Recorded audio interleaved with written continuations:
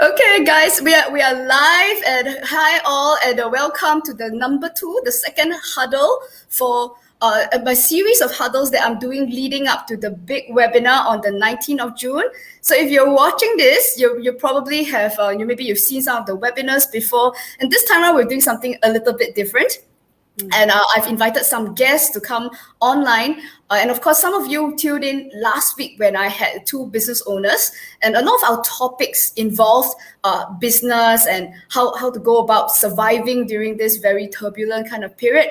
But I think for most of the discussions where we talk about the air era or what happened in 2020, I think most discussions tend to focus on the business side of things, whether people are surviving on a monetary side. But today, our angle is going to be a little bit more different than usual. And we're going to be focused on what's going on the inside, because the changes aren't just happening in the economy. We're looking at things like mental stress, potentially traumas. We also start to see like relationships between people start to change around this time. And therefore, that's one of the reasons why I've been inviting these guests. And all my guests are people who have really sort of put themselves into the air era and start making some difficult, in some cases, difficult choices, but also very breakthrough choices that allows them to sort of use the energy of the air era. And of course, for the people who aren't aware, this air era is about moving from like the old structures and moving into this digital and also very freedom kind of age.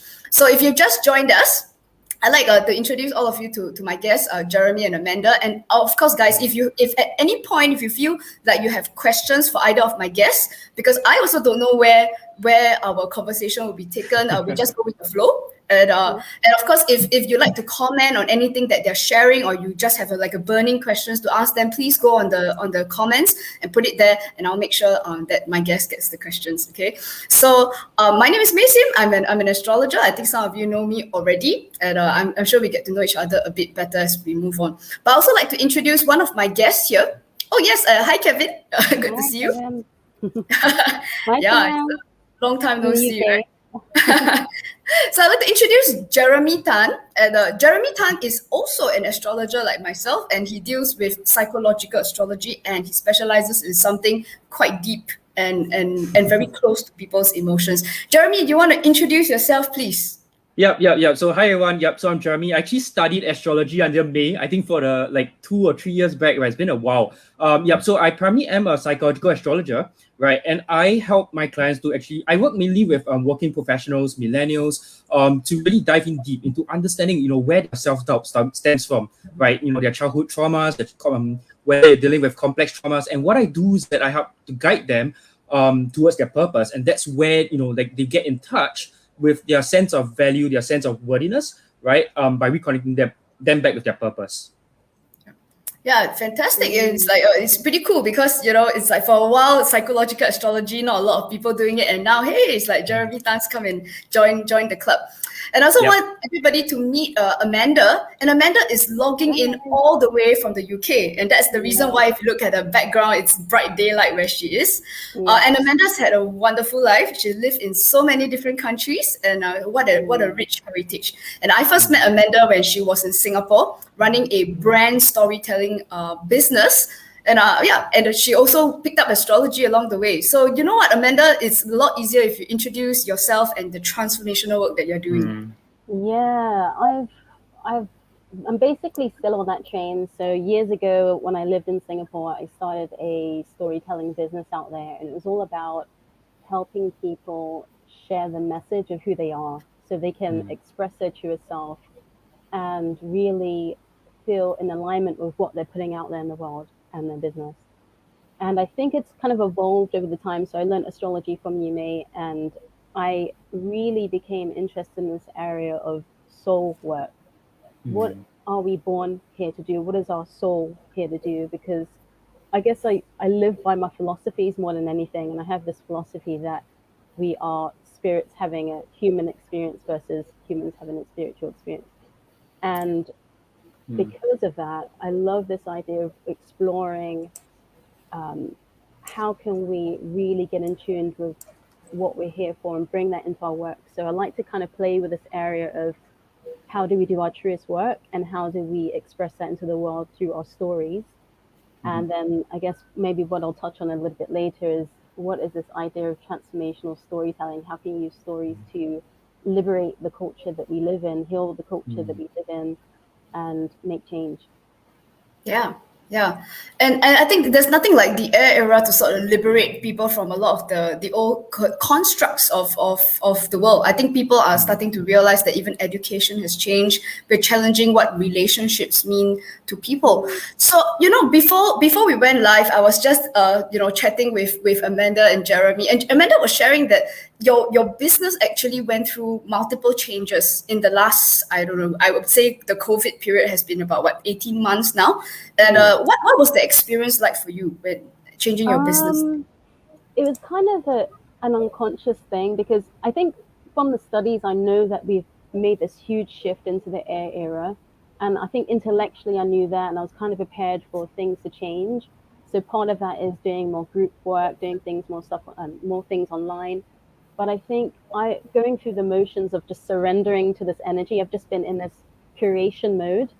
And part of that curation is kind of abandoning all the rules and following what captures my interest and my curiosity. And part of that has been letting go of some of the typical storytelling methods that people are familiar with. So people are really familiar with like using stories to pitch, or to convert and to build your business and a following. But I'm really interested in something a little bit deeper. So how do you use storytelling for self-transformation, for self-awareness? We're dealing with some of our unconscious issues and the blocks in our business. And then how do you use stories to go as a form of truth-telling? I think that's what I'm really interested in, because That's interesting. Truth-telling.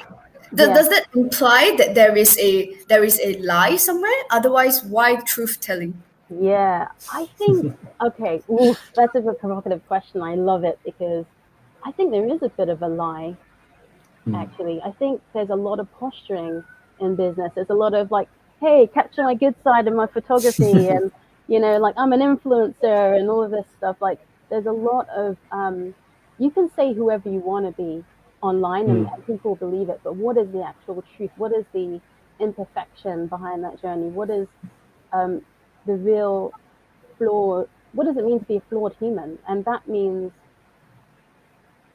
really difficult experiences, because that's what it means to be human. How do you share the emotional journey of what's going on? And I'm really interested in that stuff, like the very Plutonian deep transformation, be real with it stuff. And I like the vulnerability and intimacy of that, and how do you apply that to business in a way that makes sense? So that's the area that I'm playing with now, and that's kind of where I've been carried, and I've been doing some work around that.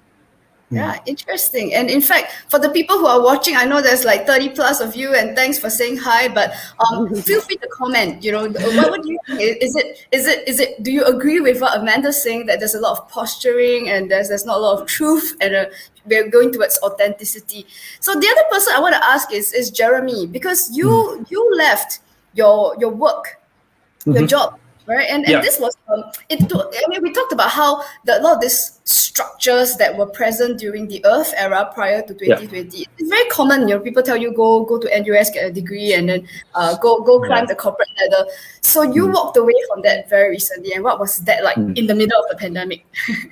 Scary, man. I mean, like scary. I think for me it was, I'm still like pretty young. It was my first job, fresh out of uni, right? And I was, thinking to myself, I gotta accumulate resources.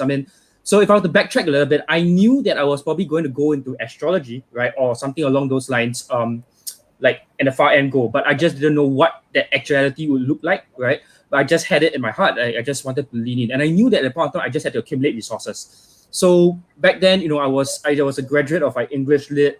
And I told myself, what's the fastest way to accumulate resources? And to me, it was sales back then. So that was when I ventured into that corporate job. So I think even when I was at school, I was really thinking to myself, right? Like, I didn't want to be defined by what social expectations were regarding a paper. Like, to me, I knew what I wanted, and I knew what steps there were that could lead me there, which was accumulate resources. When the time was up, like, I knew I could switch, right? So So here's the thing. So even though I was working my corporate career for the 3 years, I knew I had a plan. But when the time came for me to switch, I was still scared.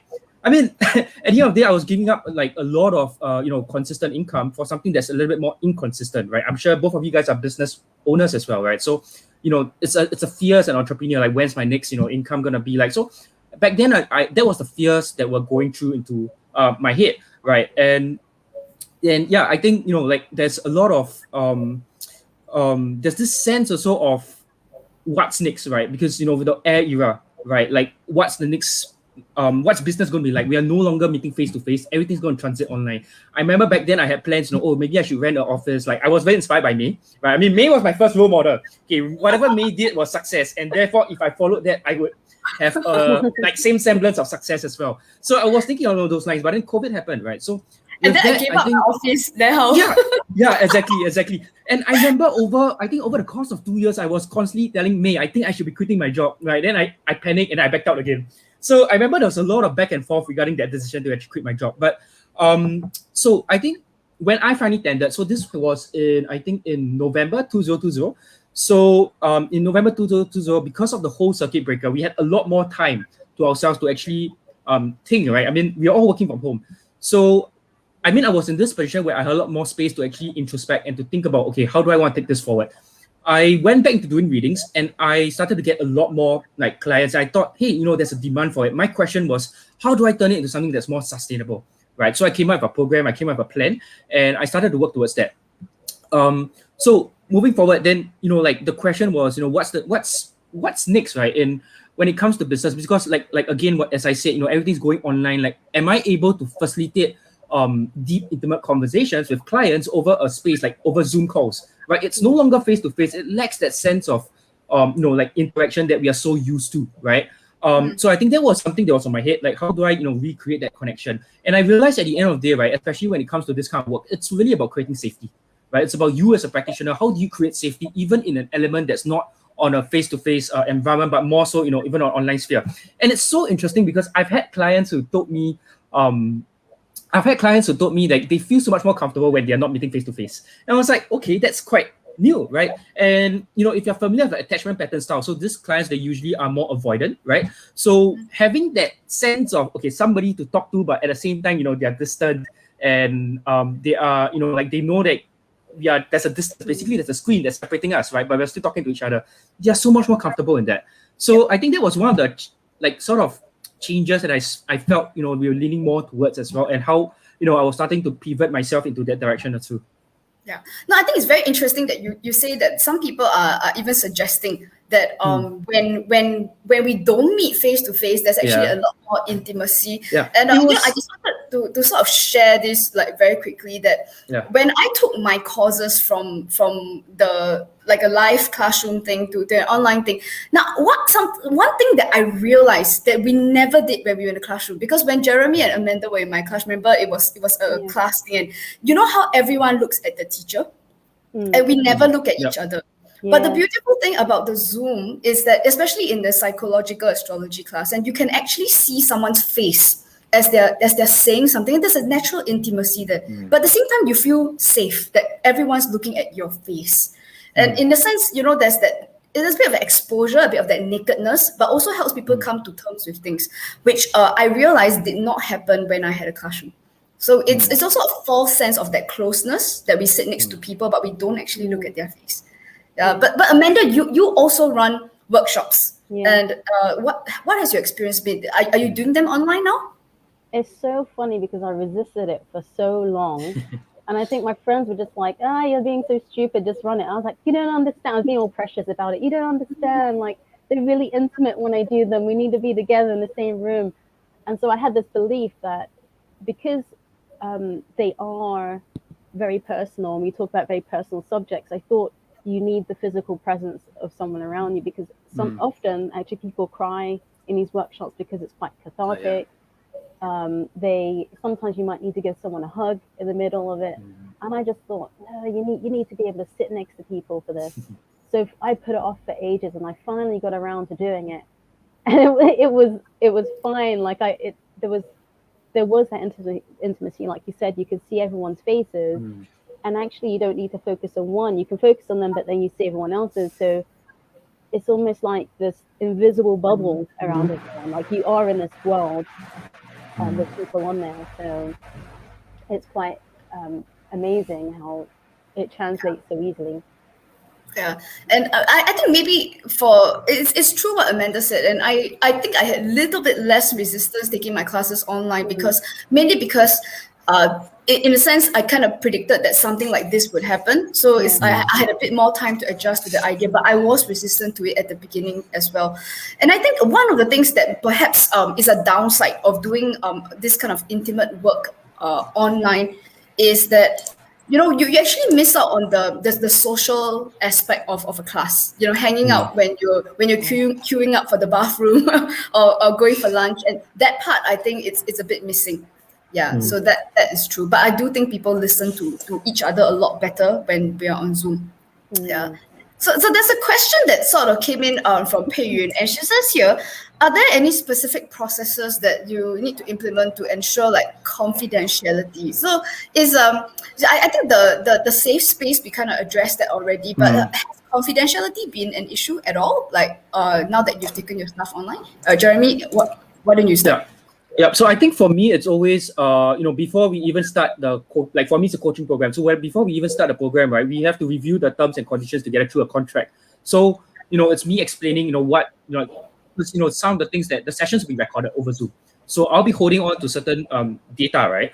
And I think it's really about assuring them, like, this will be, how would this data will actually be used, right? And I think for me, it's really explaining to them how, I won't be just sharing it openly. And if I do, I'm always informing them, beforehand as well to make sure that everybody's comfortable about it as well.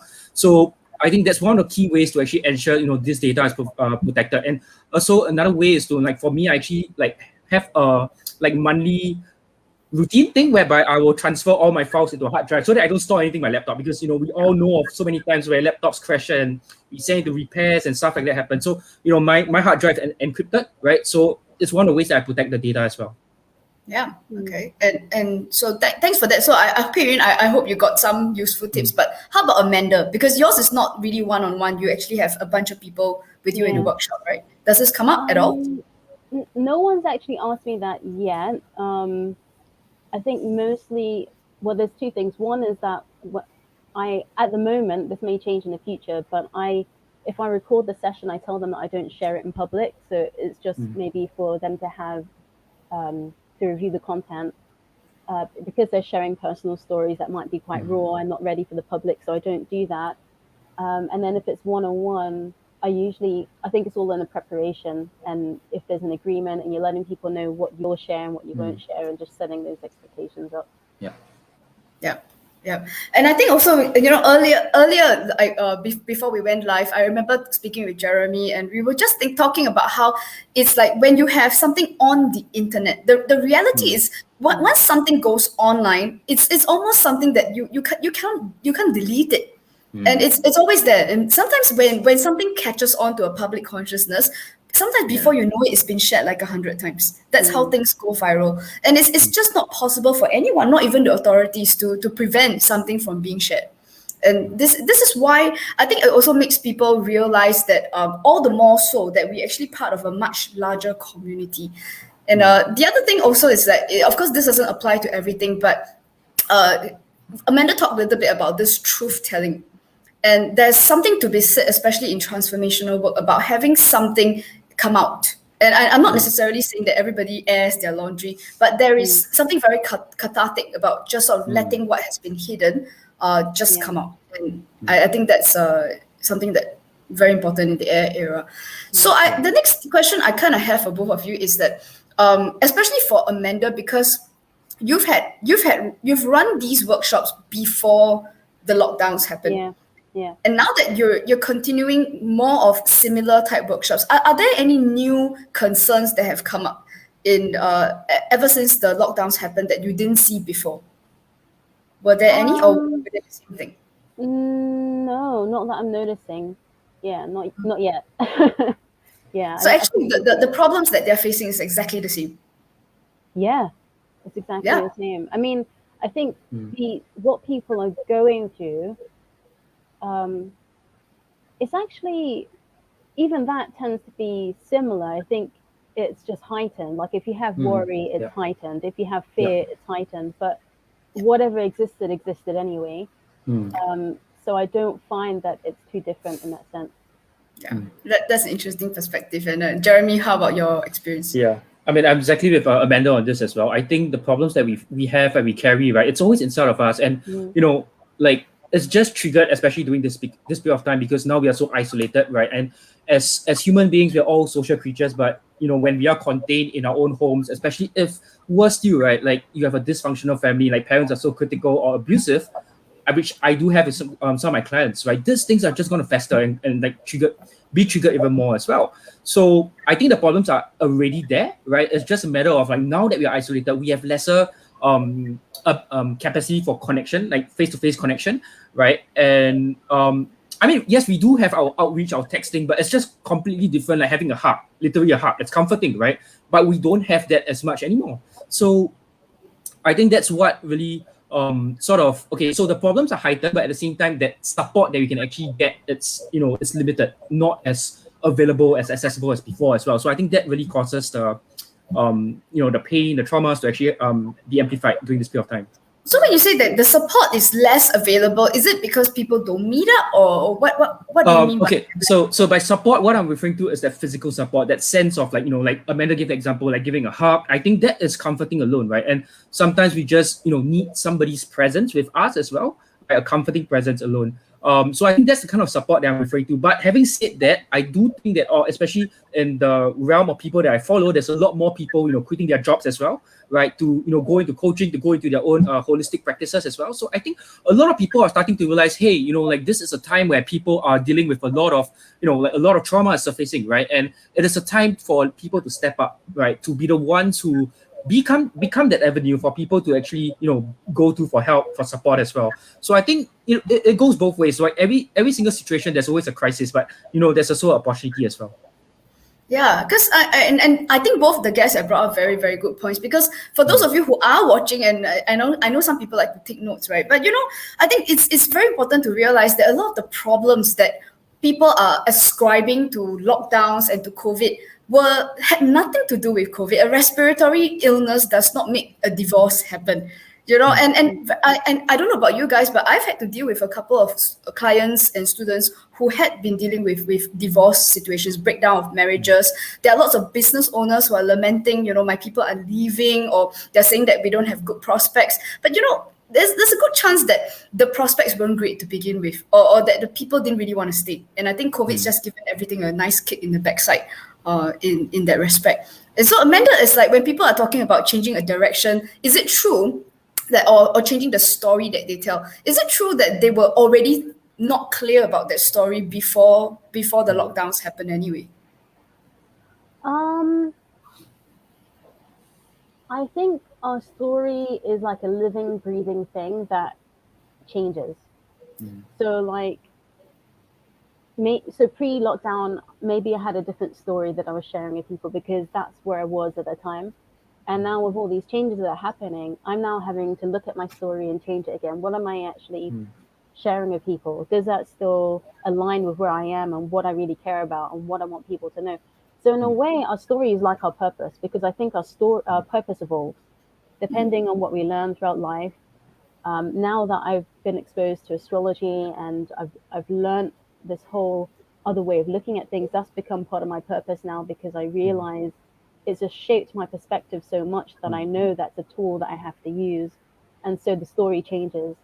So I think with any significant event that happens, you kind of have to step back and evaluate, are things the same or have they changed? And if they've changed, how has that changed the way you look at it and the way you speak about it and how you take action? And all of those things are captured in your story. Yeah, because what I'm hearing from you is that what people care about change with the events that are happening. Is that what you're saying? Yeah, what they care about and maybe what they prioritize. So one of my clients, is having either a pivot, so that one of them is pivoting their business completely. So what they care about has changed, what they're focusing on has changed, and some of that could be something emotionally they experienced. So maybe they had a life experience that made them want to try something different.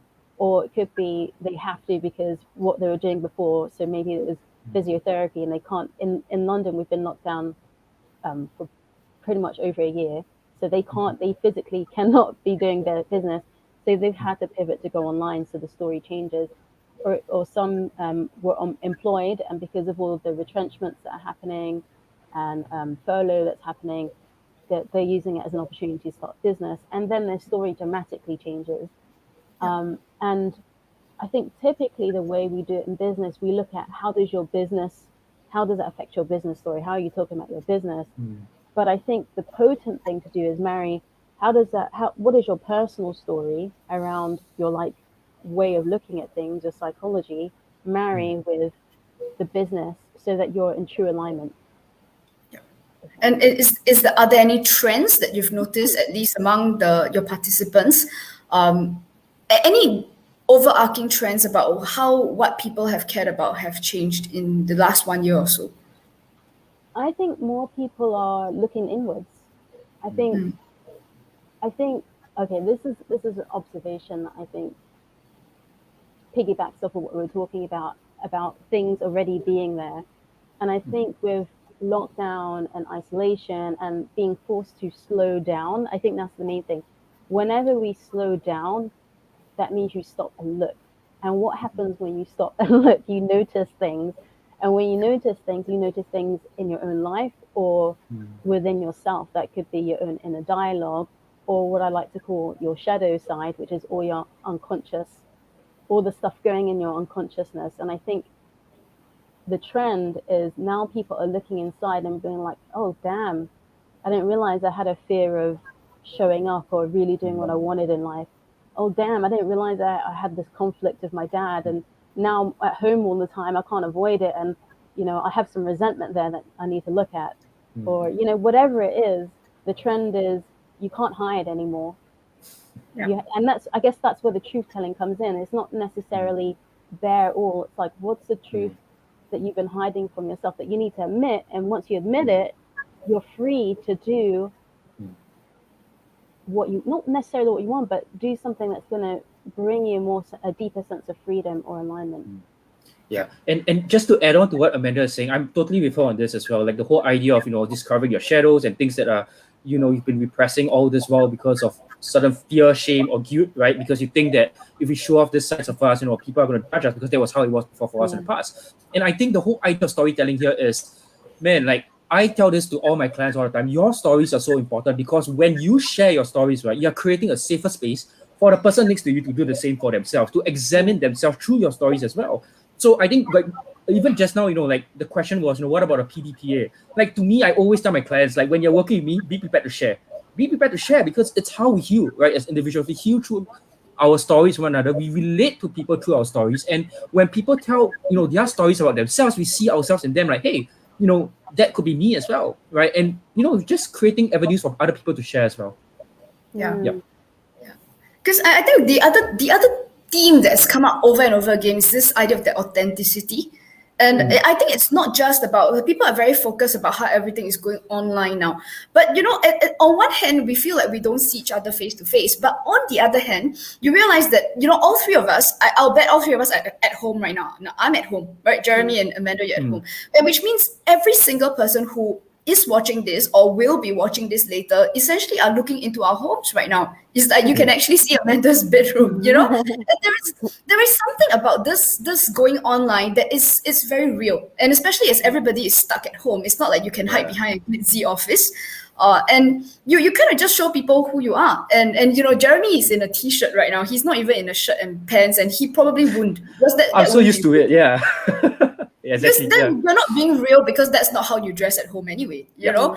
So the reality is that I think when we are working from home, and I think at the beginning when people were going on Zoom to do their corporate meetings, they would bother to like really dress and somehow still wear it, the shirt and tie, until after a while you sort of feel kind of lame about it all. And that's when people, they don't even bother anymore. T-shirt and shorts is good enough for them. And I think it's this kind of authenticity also means that people they're not bothering to hide what is the, like traditionally doesn't look good anymore.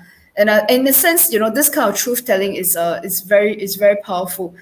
And so there are. How can I be so sure that Jeremy is wearing shorts? I have no idea. Okay, for this one, you offline and just message Jeremy himself, like try to this. Yeah, but okay, we have another question here from Pei Yun, and she says, for Jeremy and Amanda, in this turbulent time, what do you feel are some of the important critical issues for your work that you want to focus on? Well, she says here in the next 5 to 10 years, but I have a funny feeling that so I on behalf of Pei Yun, and I'm just going to be presumptuous here. Okay, so I'm going to reduce it down. I'm going to reduce it down to even, because look, guys, look at what's happened in the world in the last 5 years. And I don't think any of us wouldn't have imagined being here. So it's just not possible to predict 5 years in. And that's from 3 astrologers who are here. It's just not possible, really. So let's just say in the next 1 to 2 years, maybe. Are there any clear themes that you both want to work on? Maybe Jeremy, you want to start? Well, okay, I can actually answer this 5 to 10 years question, because I did ask myself, when I was setting my goals, what do I actually foresee? And I realized, right, why do I want to set something that is, okay, I mean, I get the idea of setting a goal that is tangible, but I think what I'm feeling more aligned with is a vision, right? And a vision is something that I do not know when it will happen, but I'm enrolling people along the way, along with my course, so that they can advance it in their own little ways as well, right? So for me, 5 to 10 years, I have this idea that, I want to normalize people living their purpose. I don't want people to, go in there to just chase the money, right, mindlessly, right? But I foresee a world that's, we're all normalizing, we're all living in our purpose, we're all, living from our hearts, and, we are not, we are just being so authentic and just so passionate about what we do, right? I mean, yes, money is one thing, but at the same time, we are not afraid of people judging us, because, even when I work with my clients, they all have these crazy dreams, and they're so scared because they think what my parents think, what would the people around me think as well. And I'm like, screw that shit. Okay, I mean, I'm not saying that, but, the whole idea of what if more of us do that, and wouldn't we inspire the person next to us to do the same for themselves as well? So I think that's what my vision is. I do not know whether it will materialize. I know that the more every single day when I wake up, I invest that energy into my business and I coach people in the same ways, right? I am enrolling people in the same course as well, in the same vision as I am, and they are going to do it in their own little ways as well. So I think that's what I want to, at the end of the day, right, in a way, transmute pain, trauma into their purpose, right? So that they can start to normalize this. Transmute pain and trauma into their purpose. No, I'm just kidding. Yeah.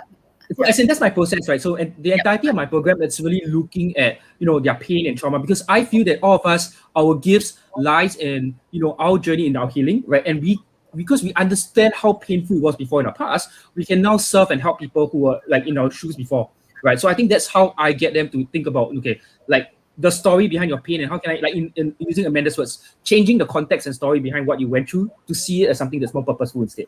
So it's constructive use, right, of that painful past experience.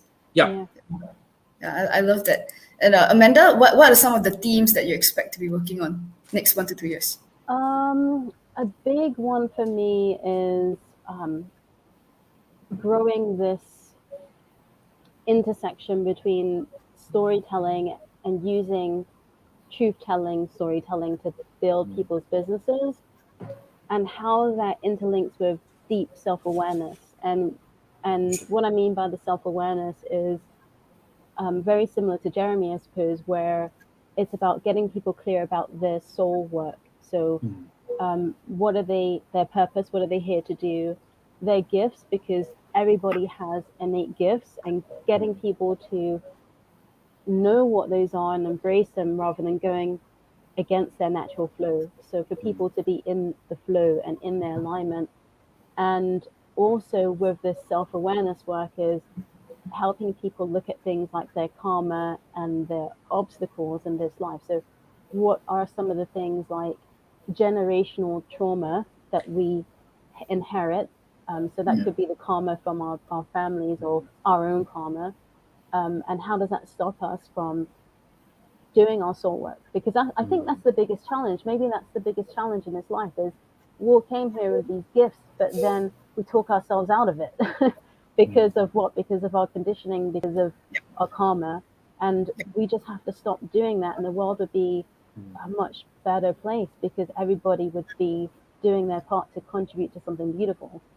And so a part of what I'm working on is to make that a reality is incorporating the astrology stuff into my work more, the soul work. So I'm doing this thing called soul reading, which is similar, and the Akashic record stuff, which is looking at people's soul records, so that I can fuse these two things.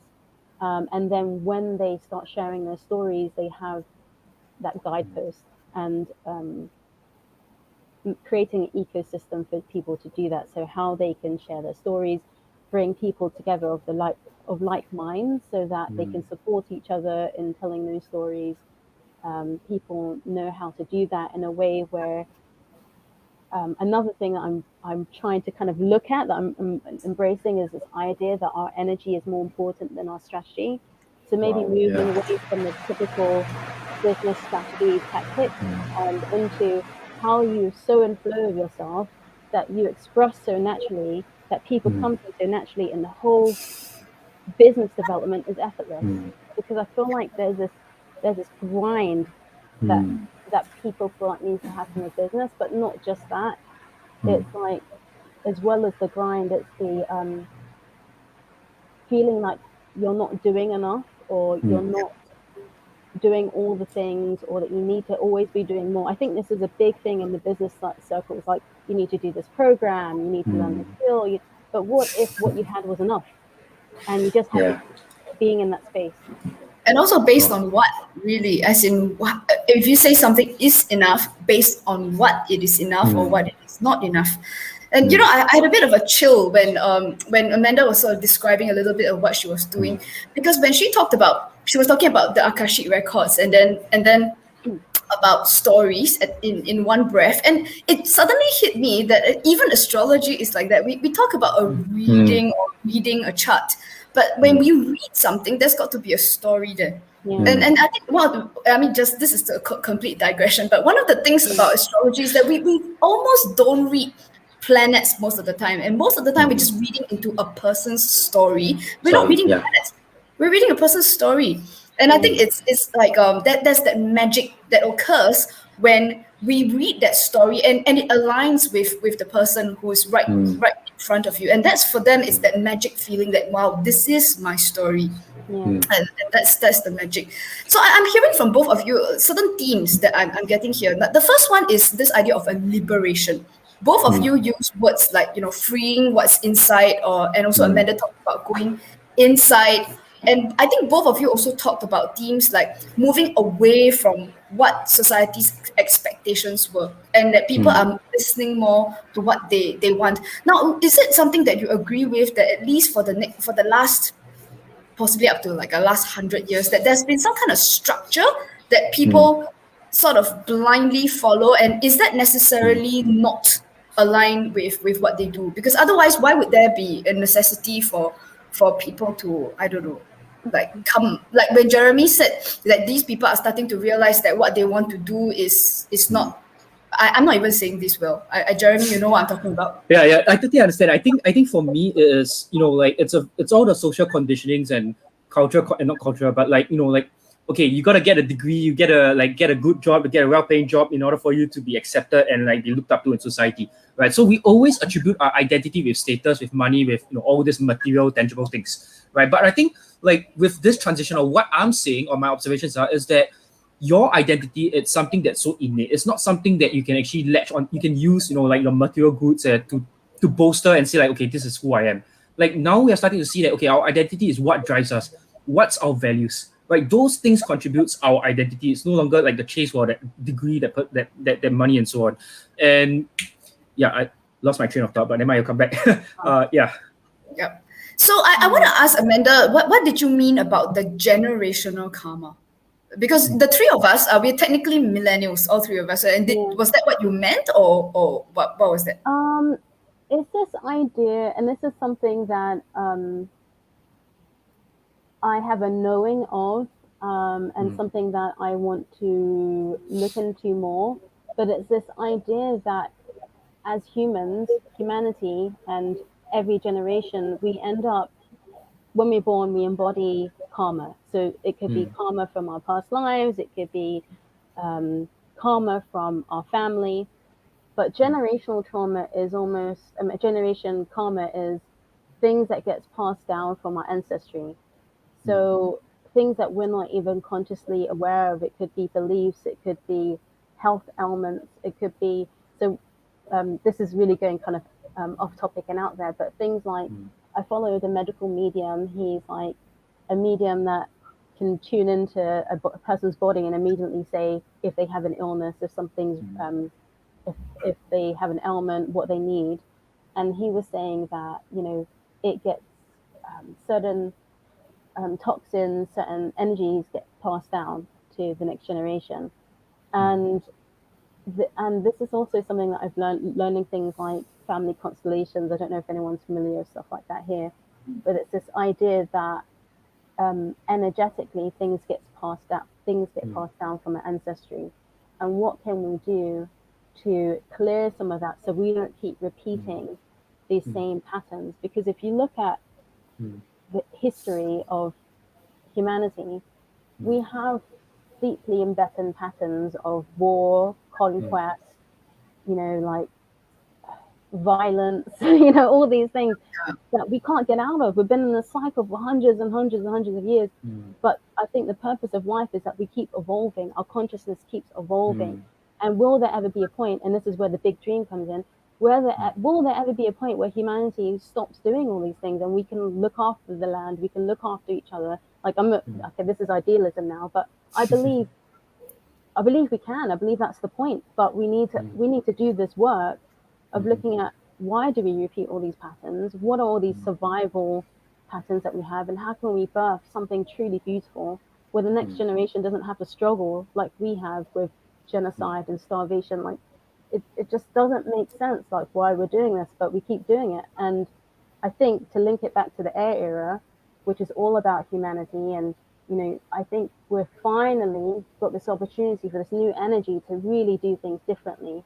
And I'm so intrigued by that, because I feel like I've been born for this time. I'm just like, I'm ready. Like, I'm ready for different things to happen, you know, and just like to just do some crazy stuff that's going to change the way we function as a society, because so much of what we're doing isn't working.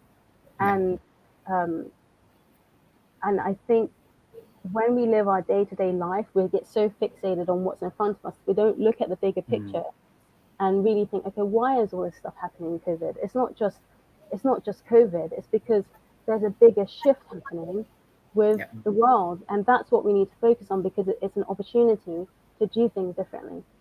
Yeah, you know, as Amanda was telling this story, her perspective on how we are all products of time, and it's like by the time you show up, there's just the entire hundreds of years of history, your ancestors, the kind of mental illnesses that we inherit from our people. And you know, I had this moment of catharsis that actually happened when I first moved into my home. So I was just doing a bit of renovation for the home, and sometimes, you know, I was watching a lot of videos of people who do up their houses, and it's quite appalling how especially for old houses, maybe not so much in Singapore, but I was watching a lot of videos from the UK, and people would do things like painting over wallpaper, and they just put layers of wallpaper one over another. And before you know it, it's like and there are times when you have all these interior design kind of programs where they come into the house and they start to knock down walls, and they start scraping through that wallpaper, and it's just one layer after layer that comes off, and it's just rotting all the way inside.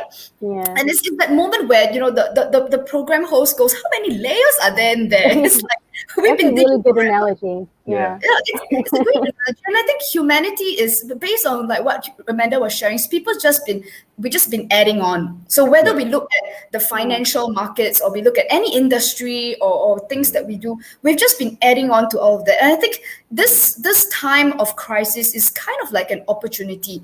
And it's like when Jeremy said that when there's a lot of empty space, when you're at home and there's time to think, and there's that moment where, you know, let's just see what's underneath there, and then what's underneath there, until we start unearthing this layers of dead bodies. That I think that there's a bunch of people right now who are really looking to sort of unearth all that crap, so that when we scrape all that wallpaper off the wall, only then we can start to have a discussion about, hey, look at all the space that we've got. We didn't even realize that we've got.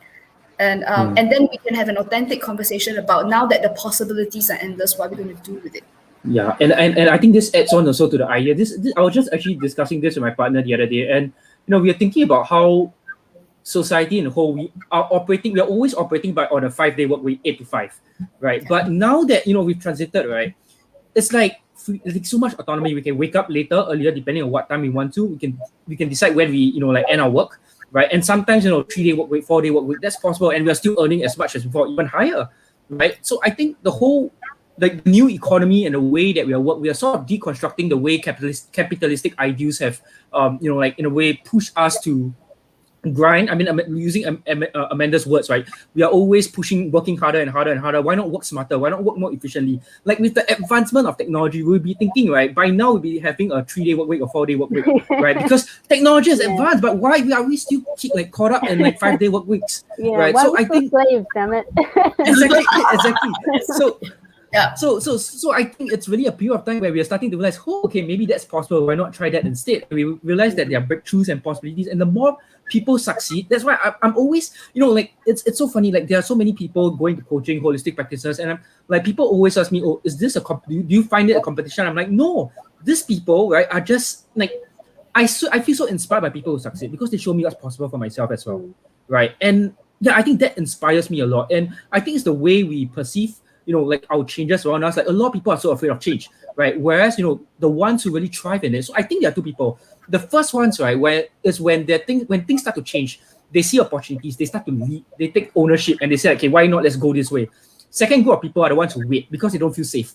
And they're always waiting, what's the new norm? And then they'll latch onto like the people who have created that new norm itself, right? So I think my message here is for those of you like who are watching this, right? Like I'm sure that there's a lot of things, there are things that you really want to do, right? And I hope, like today's topics or like the topics from here on, like May's interviews and so on, like will really inspire you to dig in really deep, right? And to ask yourself, what is it that I really want to do? And how can I make it possible for myself? Because it is indeed possible. We just need to ask ourselves the right questions and to do the necessary work to keep it possible. Yeah. I think it's very interesting what you say, and I'm combining it with what Amanda said earlier, because now Jeremy is sort of calling for people to sort of like align yourself with what it is that you want to do. But earlier, Amanda also talked about how there's this constraint and restrictions when it comes down to people looking for the right answer. Because when Amanda said, how do I know if I'm doing enough? But you see, society has a like a guideline for if you have to do this much for it to be enough.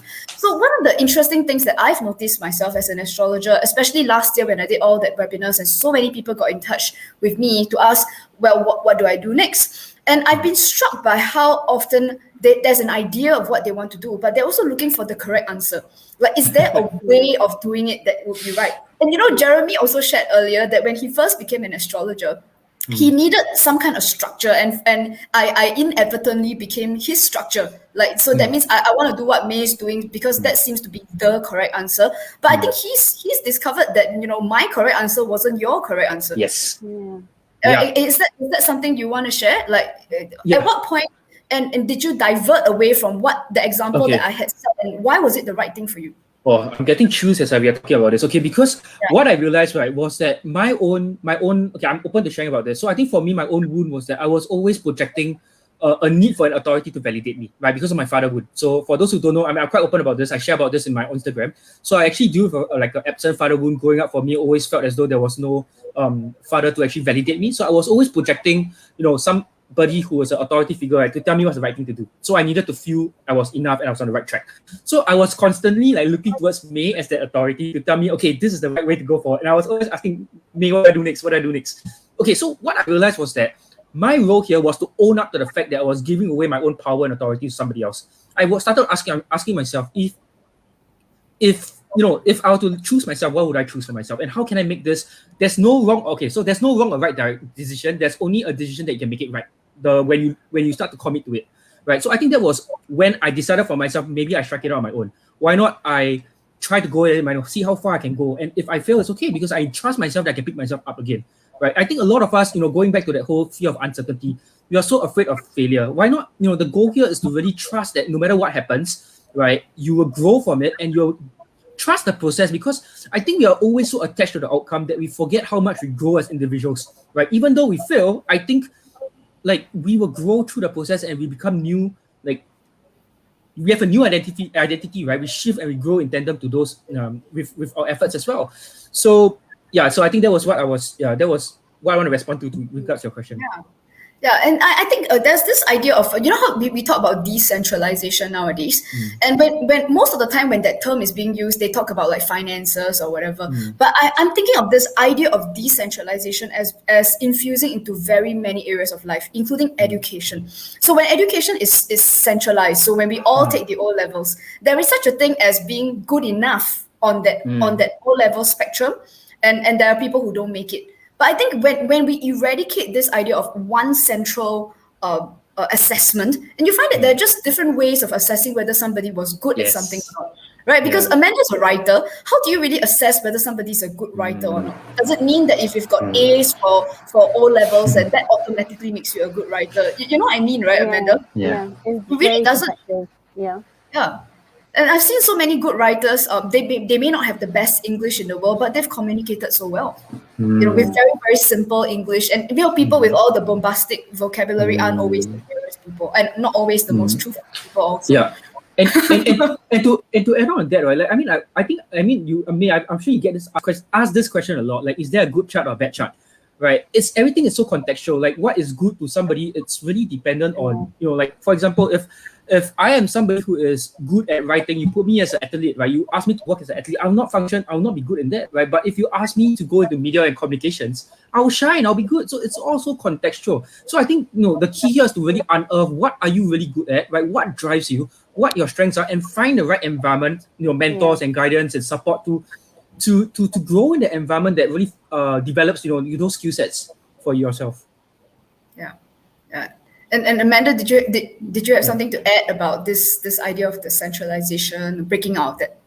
No, it just made me think that that's what the value of looking at your chart is, because like you were saying, sometimes what worked for you wasn't what worked for Jeremy, or actually for some people they need to kind of follow a little bit because they're not initiators or they're not creative in that sense, and they need to be part of a group, or maybe they're a supporter rather than an entrepreneur. But and then on top of that, so they have their own skills and preferences, but on top of that, the things that get in people's way is also reflected in our chart and our psychology. So the things that will keep us stuck. So for Jeremy, it would be looking for an authority figure. For someone like myself, I tend to want to know what I'm doing. I need to be clear before I take action, but then you can never be clear. You have to just take action. So I get stuck in this loop of trying to find clarity before I take action. And sometimes that's where the awareness comes in. When you know the things that keep you stuck, or where you know where you would naturally flow, it takes a lot of the guesswork out of it, because you already know what sabotages you. You already know where you would kind of flow easier. Yeah. And when we're talking about like how do you know if something's good or bad, and I think most of the time when we use this good bad dichotomy, especially when it comes to charts, like what am I good at, most people think of it as tangible things, like would I be a good dancer, would I be a good writer? And in fact, I would push that idea even further, because when we look at some of these negative behaviors, such as like laziness, or say lying, or being untruthful, and we tend to think of it as being necessarily a character flaw. And here's what I've discovered over time, is because I remember this one boss who came and did a consultation with me and complained about how the staff and the employees were lazy and that they were not delivering. So one of the funny things was that when I first sort of suggested to her that perhaps they just weren't the right people for the job, they're just not interested in the outcomes, and perhaps it's a lot better if you just let them be on their way, so you have people who actually care about the outcomes here. And she disagreed with me, and she said, well, there's such a thing as a lazy person. And she asked me, do you think you could look at these people's charts and tell me if they're going to be lazy or they're going to be hardworking? So this person happened to be in a bit like a very traditional trade, which requires people to have very high education levels. So I actually gave her a challenge, because she's not athletically inclined. So she's not the kind of person who would go mountain climbing, for example. And I did ask her, like, have you actually ever been on a mountain expedition? And she said, no, I would never go on those things. I said, well, if you had to, if society forced you to go on a mountain expedition with somebody, well, I would bet my money that you would drag your feet. You'll be the worst person on the team, and you'll be trying to sort of pass your burdens off to another person whenever you could. And does that make you a lazy person? Or would that be the fact that you're just not in the right environment and you just don't care about the outcome of whether you get to the top of the mountain or not? So what I'm trying to think here is that when Jeremy talked about like good and bad charts, I don't think it's so much about whether you were lucky or that you were going to be rich or beautiful, but I think also it's this good and bad also comes in with some of the nasty behaviors that we exhibit. Yeah. And I don't think it's anything to do with the morality of that person or whether it's good or bad. I think it has a lot to do with the context and whether or not you force yourself into a place that you don't belong. You don't belong there. Yeah, and I think that's one of the interesting realizations that I got in here. No, it's so interesting you brought this up because I actually had a client as well who told me that she kept procrastinating from her work tasks. So when we did the work, right, what we realized was that it wasn't that she was lazy. It was just because she felt as though, like the root reason, right, was because she felt as though like it was useless work. It wasn't work that fueled her. But place her, when I got her to think about, okay, doing work that really motivates us, like, sure, I can do it like, 8 hours a day non-stop. I'll sure gladly do it. So it's about determining and finding out, what drives you and putting yourself in an environment that really allows you to grow in that aspect as well. So I think, laziness, procrastination, we got to relook these things. It's so easy to judge and label somebody as who's like, you're just being lazy, when really maybe it's our company culture that needs to be looked at, right? Or maybe it's the way that we're giving and communicating how tasks should be done that should be looked at, right? So I think those are things that needs to be re-examined further as well. Yeah, absolutely. Yeah, because I think like a lot of people look into astrology and I don't know if both of you experience this, but a lot of people ask like, how can I improve? Or I have all these character flaws and how can I eradicate them? I've been jealous with my boyfriend. Like how do I not be jealous? And I don't think that it kind of works that way because I think people are just trying to fix their chart.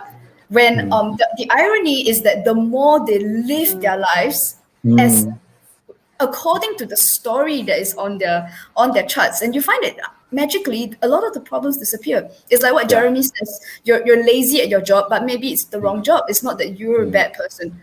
Oh, I love it. Yeah. It's ridiculous. And I think the same thing happens for relationships as well. Yeah. And how often we found that people feel very confined in marriages, or when actually the truth is maybe they were never made to be married. And there are people who are just happy meeting their partner every Saturday and just be done with it. And I think it's where possibly we are in an environment where there is a right and a wrong that is imposed onto people. Yeah. So I actually have a question about that because it goes back down to fatalism. Like people are saying, oh, so my life is already predetermined, is it? And like to them, I always believe that we do have a choice. We do have agency, right? And it's a matter of, okay, so in that context, right? So I actually had some client who had the exact same thing. I feel I cannot be in a committed relationship. I feel so stressed and pressured. And I think the question is not so much whether or not, okay, should I then guide you towards being okay with being in an open relationship? It's more for yourself, right? What do you want for yourself, right? How do you feel if you're in a relationship versus how do you feel in an open relationship? Do you feel more aligned? Which one do you want? And when she makes that decision, that's what my job then is to actually, in a way, help her to feel okay with that decision, right? Instead of telling her what's right and what's wrong. So I think that's the danger, especially when we are doing, astrology, whether it's sparks or numerology, any kind of profiling. We are always coming from a perspective of like, okay, I have the knowledge, I'm right, you should listen to me, and therefore what I say is right. Which I really think it's about co-creating, again, going back to storytelling, right? Using astrology as a tool for storytelling. You co-create the story with the person himself and say like, okay, this is what I see. How do you feel about this? Do you have anything to add on? And we just create and layer each other, and we arrive at that. Okay, so this is who you are. Can you feel that now? Right. So I believe in the process of co-creation. Yeah. Yeah. And does that happen, Amanda? Like, do you get business owners who, in your workshops, they're supposed to be telling their story, and then they get caught up with that whole right and wrong dichotomy? Yes, actually. I think people often look for an authority, like what's the right way to do this? What's the way that's going to bring me the most success? But then you have to remind people, no one can bring you success. You have to decide what that is for yourself. And then when you do that, it kind of does one of two things. That either freaks people out, because when you realize that you hold the key to your own success, that means you're fully responsible for defining that for yourself. And sometimes I think it's easier for people to outsource that, so they don't have to really think about what is success for them. So I think it does come back to what Jeremy was saying about co-creation, which is, I'm not going to tell you what to do. We're going to explore the thing that you're probably most afraid to say, and the thing that you're most afraid to say, I guarantee that's probably it. Yes. So, that's the funny thing about it. It's so interesting that when Amanda says that people have outsourced that responsibility, but it's a way of looking at, I think, well, you know how some people think that I've been slamming the Earth era, but I don't think I have any issues with the Earth era. But I think it's I think also for individuals, it's created a situation where it's so easy to outsource self-creation. Because then if you went to school and you had all A's for 4 or 5 subjects, then that automatically gives you a direction to go with. But in a sense, you're just allowing the teachers or allowing a system to tell you what to do. And I think now that a lot of these structures are disintegrating, I think that's like, I mean, bring it back to this topic about why people are feeling stress and trauma in this time of change. I think we started to get very deep into multiple layers, you know, seemingly far away from this 2020 conversation. But I think we're right back to where we started, because I think it's where when the jobs fail and when education fails, and I think a lot of these ideas of young people not wanting to go to the university, but if you don't go to the uni, then what? What are you going to do? Or if you're a business owner and you decide that all your staff have left now and just you, but if you wish to continue your business, which you could, now you have to redefine what your business is about, when it's not you and 100 people, it's just you. So I think the fear, this is interesting, because what I'm getting from both of you is that we're looking at a fear of freedom. That people actually have the liberation now. You can work whatever time you want. You can do whatever job you want. Go open like an e-commerce thing, and you can sell anything you want. And I think it's where then people they'll come to you and ask, what's the right thing to sell? Can you look at my astrology chart and tell me what it is that I should? Oh, that's such an interesting way of articulating it. A freedom, because you would. That's exactly what it is, because it's like, when you are free, you realize that you are empowered, and people. It's not people are afraid to be empowered. It's that they don't know how to get there, or they don't know what that feels like. And I think this comes back to the whole karma, trauma, generational trauma thing. Like, we have these patterns of survival. So, for example, over many, many years, we feared for survival. It could be famine, it could be pandemic, and then we think, oh, how am I going to survive? How am I going to eat? Let me hoard everything. How am I going to survive? I've got to stick in a job that I hate, but it brings security. It triggers the very fear of survival, because the alternative is trusting that you will be able to survive by following your own freedom. And that is a concept so foreign to people, because it's a new way of being human, because it requires rewiring the way we perceive life. And I think this might be the ultimate spiritual, philosophical question that we're all here for, is how can we all be empowered to be truly free and not be so caught up in survival mode. I think it's you know what the superhero would say, with great power comes great responsibility. And I think people are afraid of freedom, because with freedom comes that responsibility, because now you have to make it work. And you know how it's so easy to sort of blame your company, blame your boss if something doesn't work. But when you come out and do something on your own and it doesn't work, you only have yourself to blame. And I think that's what most people are worried about. Yeah. You know, we have a question. Sorry, Jeremy?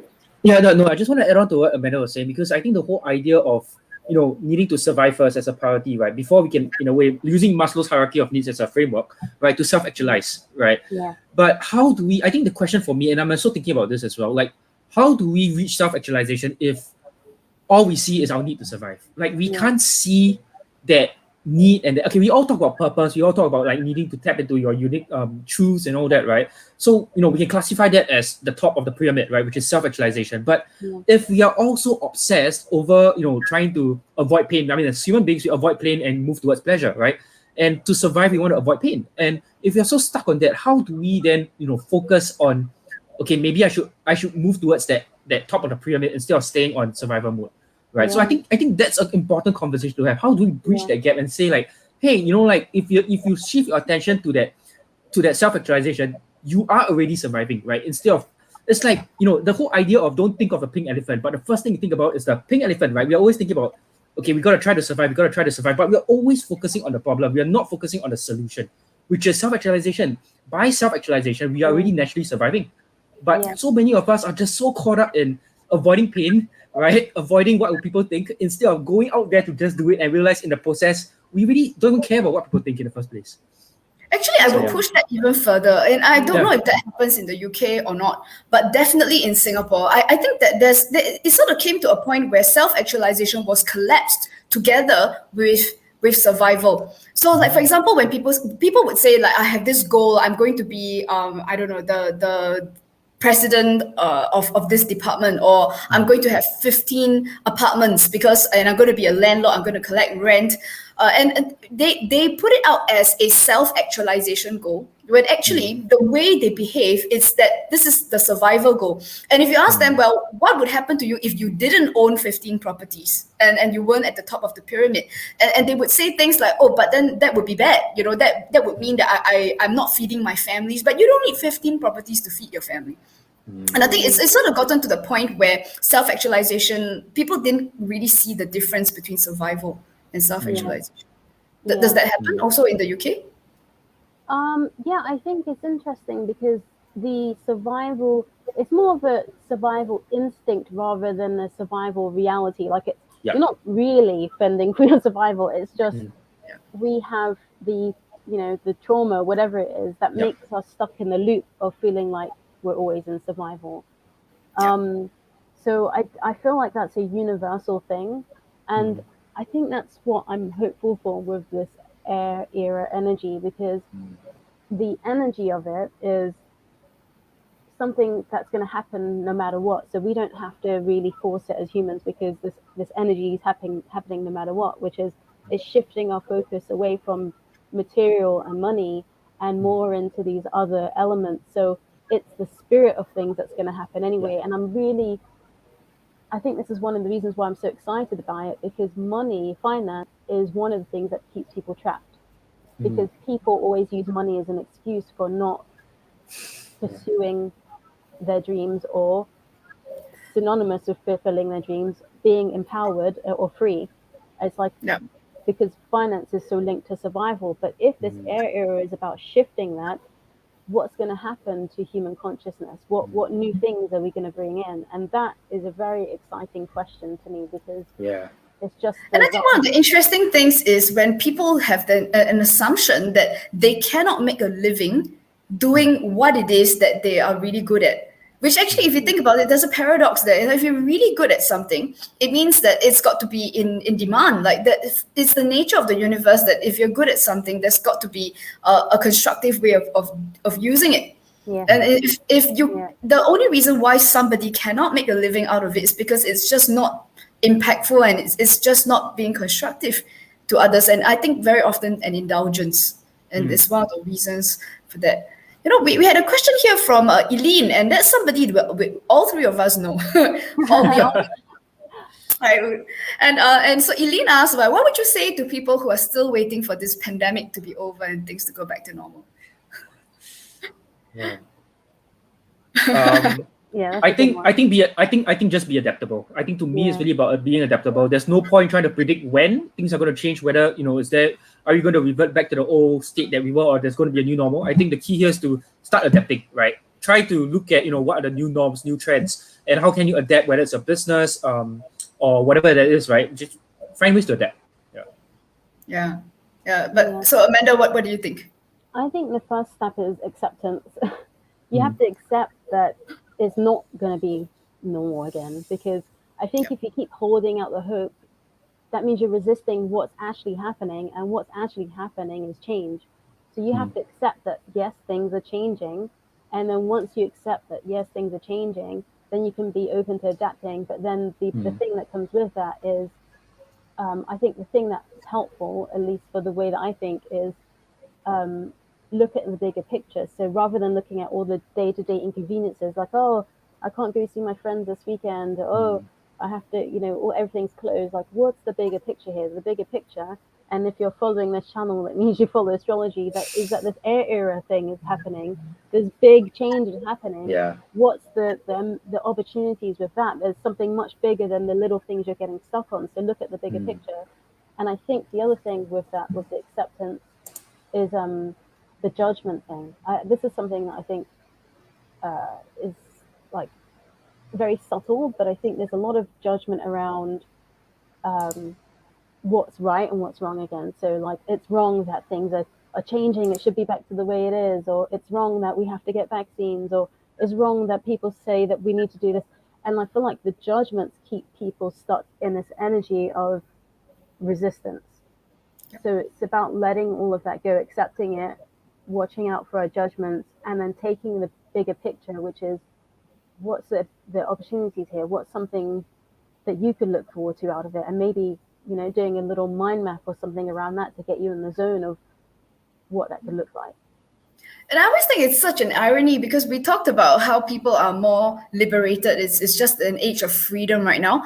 But the strange thing is that with an equal force that comes with judgment, I think people are also afraid to sort of embrace that freedom, because I was just talking about cancel culture with Jeremy earlier, and he was like, now you're just double checking everything that you put online, because then you just really don't know who's going to be so offended by what you've innocently put out there. Yeah. But I also wanted to just address what Elaine said here. I think your question has two parts, and one is about when that pandemic is going to be over, and the second is whether things will go back to normal. It's not. I think a lot of people have sort of collapsed these two together. That if the pandemic is over and then equals that things will go back to normal, and I don't think that's the case at all. I think the pandemic will be over at some point or another, or at least get to a point where it doesn't worry people as much as it does now. But I think that things would go back to normal. It's probably naive for anyone to think that it would go back to normal. I don't think any expert in the world is suggesting that life is going to go back. Yeah.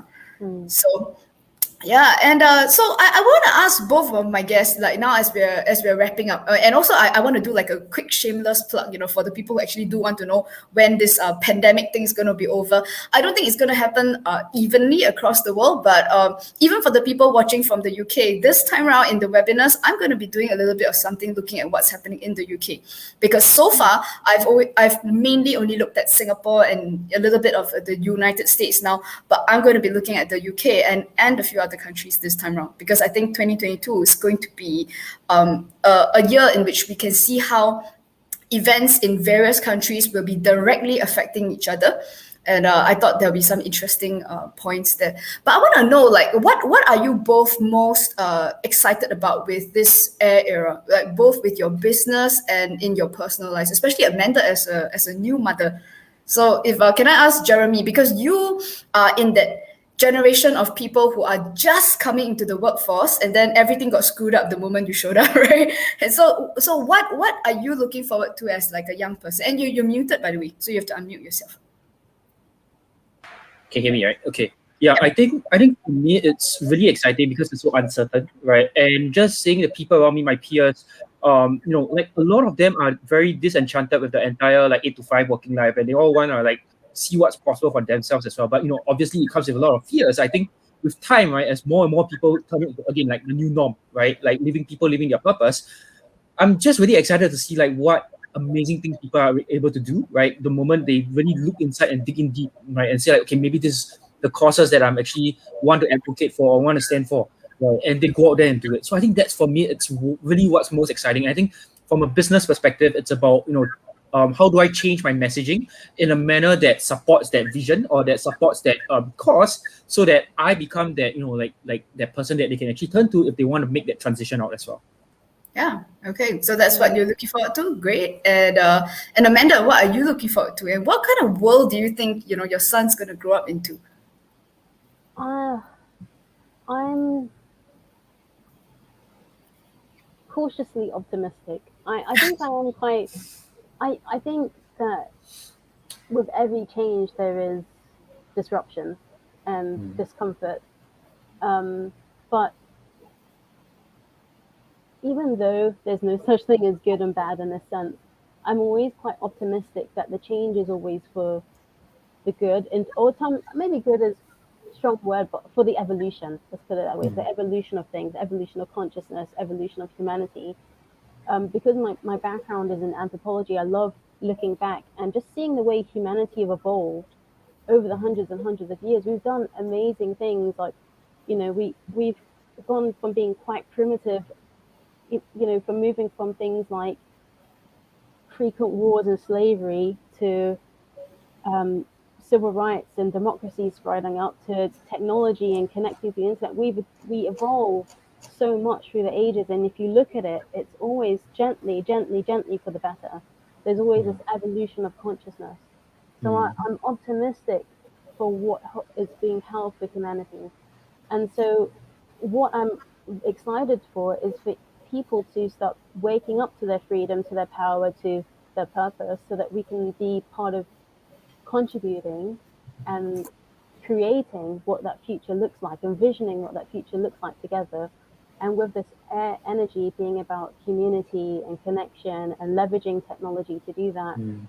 And for my son, he's kind of inspired me to be quite hands-on in the creating of that future, because I think before I became a mum, I wasn't so concerned with legacy planning for the next generation. Now it's a very real thing. Like, what is their future going to look like?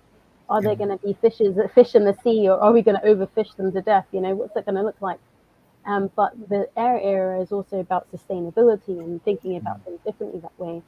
So one of the things that I mentioned to you that I'm looking at is this idea of, sustainable houses and homes and localizing communities. So maybe I heard that in Singapore, people are growing more of their food now. They're giving out seeds. Like, what if we localize that a bit more?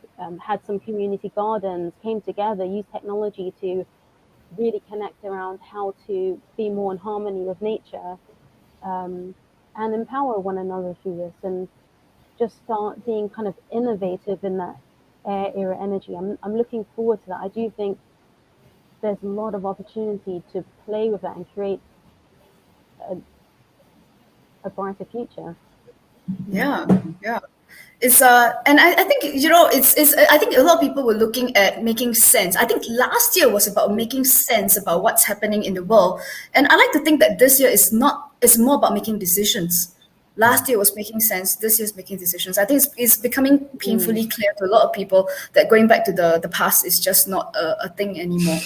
So, in fact, I want to sort of end off here by sort of reminding us again that we are moving towards the next webinar that's coming up, and of course, the webinars are more commonly known as like a prediction session that everybody knows, like, oh, May's going to tell you what's going to show up happening later on. But I think both Amanda and Jeremy are people who not only attend the webinars, but I think I've kind of also been warning my students over the last few years about what was coming.